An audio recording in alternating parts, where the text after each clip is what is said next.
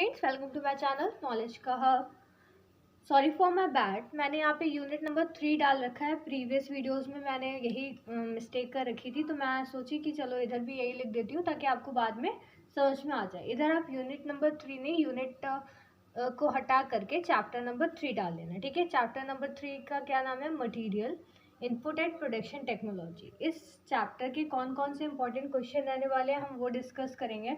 अब आप कहेंगे मैम चैप्टर वाइज आप 5-5, 6-6 क्वेश्चंस बता रही हो तो कैसे चलेगा? इंपॉर्टेंट पूछा है हमने तो बेटा क्या है ना, जैसे अगर आपका कुछ जो भी चैप्टर है वो 10 पेज से कम का तो नहीं होगा ना, तो अगर आप इतना 10 पेज पढ़ने से बेटर है अब मैं आपको क्वेश्चंस प्रोवाइड कर रही हूँ। अगर आप इन क्वेश्चन के आंसर फाइंड आउट करोगे ना तो आपको ये चैप्टर ऑटोमेटिकली प्रिपेयर हो जाएगा, ठीक है।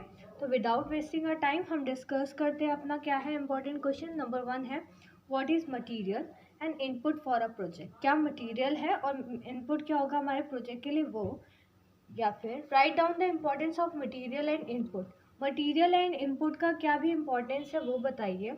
Also discuss the material management and its significance, मतलब मटीरियल मैनेजमेंट क्या होता है वो बताइए और इसके सिग्निफिकेंस बताइए, ठीक है।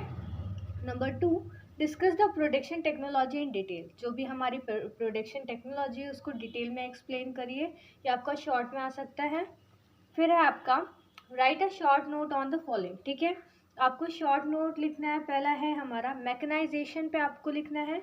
नंबर बी ग्रुप टेक्नोलॉजी पे लिखना है। And number C automation. Automation थोड़ा इंपॉर्टेंट है तो उसको इंपॉर्टेंट मार्क कर लेना है, ठीक है।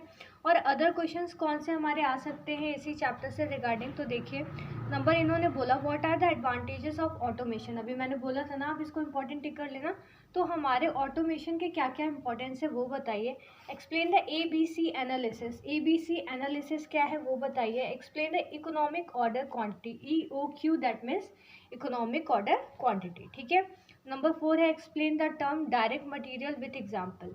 आपको एक्सप्लेन करना है टर्म कौन सा है हमारा? डायरेक्ट मटेरियल, और इसका आपको एक एग्जांपल भी देना है, ठीक है।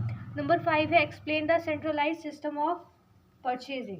परचेजिंग का सेंट्रलाइज सिस्टम आपको एक्सप्लेन करना है। ये जो क्वेश्चन मैं आपसे डिस्कस कर रही हूँ ये आपके शॉर्ट क्वेश्चंस में आ सकता है, ठीक है। नंबर 6 है what are the material control and its objective. Material control क्या है और उसके ऑब्जेक्टिव्स क्या है। So student this is the chapter number 3।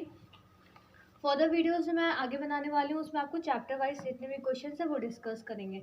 So thanks for watching, do subscribe for more content. और अगर आपको कोई भी क्वेरी है please write down your query on the comment section. I am always here to provide my best to you. Stay tuned, bye bye.